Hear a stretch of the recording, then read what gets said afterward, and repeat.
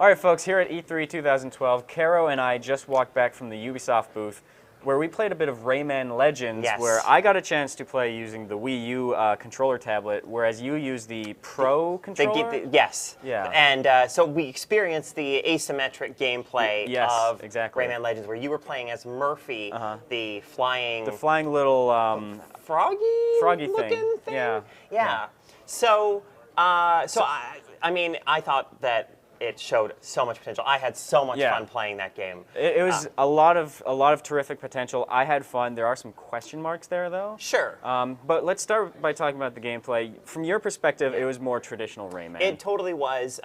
Or at least traditional Rayman Origins. Right, exactly. Side-scrolling, the controls. Having played Rayman Legends, the controls immediately felt really natural. He seemed to have all of his same abilities as far as like hovering and attacking and so on. Yeah. So yeah, I had the traditional Rayman Legends or Rayman Origins experience. You were seeing and experiencing for me it was something completely different. Yeah. So for me, I was basically there to help you out and help you discover like different things. Like in Rayman Origins, you would find all these like hidden collectible things on your own, but in Legends, I was the one helping you do that. Yeah. Basically, so what I can do is I can swipe those little glowing lum things, which are basically the coins in Rayman, and if I swipe them, they're worth twice as much for you. So I basically paint them from yellow to pink.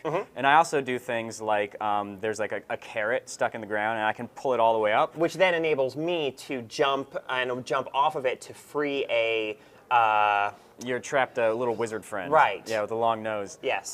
So different things like that. So manipulating the environment to help you out. And then later on, once the game really picks up, you do things like you'll find like a big sort of circular space, and I tap a little spiked wheel inside, and we have to coordinate where you're doing a wall run going up the circle while I'm tilting it with the Wii U controller. And it's dangerous because there are spikes on the wheel, so if you're too fast or I screw up my timing, it's curtains for Rayman. Yeah, and other things like it's something similar where I'm tilting the thing, but it's also like you're going deeper and deeper into this maze inside. Right. And then it was capped off with the sequence where you're running at a breakneck speed, this music is pounding, and I have to like sort of tap these little icons in time with the music.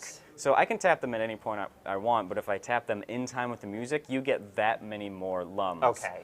What was great about that sequence is that it was set to the rhythm even for me. Yeah. Just it was, if I had to keep running and with certain beats, I knew exactly that that's when I had to jump to make the jump perfectly and to collect the lums that you had revealed. Yeah. So it sounded great, and just the way that you got into the rhythm of jumping and at my attacks as well had certain beats that they were on. There's definitely some crazy WTF moments with that Wii U controller, and it was a lot of fun. The biggest question mark that I have, though, is that it's tough to tell right now what stuff is meant for you to interact with as that second player, and what stuff is just there for ambient environmental detail. Yeah, there was a moment when I jumped up onto a ledge, and there were these creepy-looking crawly things, and I kind of shied away from them, and the guy who was demoing with us during the demo said, "Oh, those can't hurt you." So I kind of breathed a sigh of relief, but at the same time, it's like, a giant spider. How do I know? And there's another area where there are dragons in the environment, and they're kind of distracting for me. They're everywhere, but I can't. I have to shoot them with like a catapult, Angry Bird style. Exactly. So it's hard to know right now when you're playing. Okay, what's the stuff that I as Rayman can deal with? What's the stuff that you as Murphy can deal with? So I think as long as they can figure out those sort of visual indicators and really teach the player, this is what you need to interact with. This is just there for window dressing. I think if they figure that out, this could be a really special game. One last thing I want to touch on. There was an area where there were these symbols on the walls, and I had to jump on platforms to cross a chasm. And I couldn't tell if the platforms were going to be safe or if they were going to be spiky death in store, and you could see what they were, which just leads to so much terrific griefing potential. You were honest with me. You got me through that safely. I appreciate you restraining your griefing instincts, but I can see that being a great deal of fun for griefers like yourself. Exactly. Oh, no, this platform's Yeah, it's perfectly totally safe. safe. Yeah. Oops. Oh, whoops. What I are you thought you gonna meant do? the other one. Yeah, So, it's a game that's doing some crazy, interesting stuff. I just think it really, the way it requires a lot of coordination between the players is terrific. Super engaging and a lot of fun. Yeah. Rayman Legends.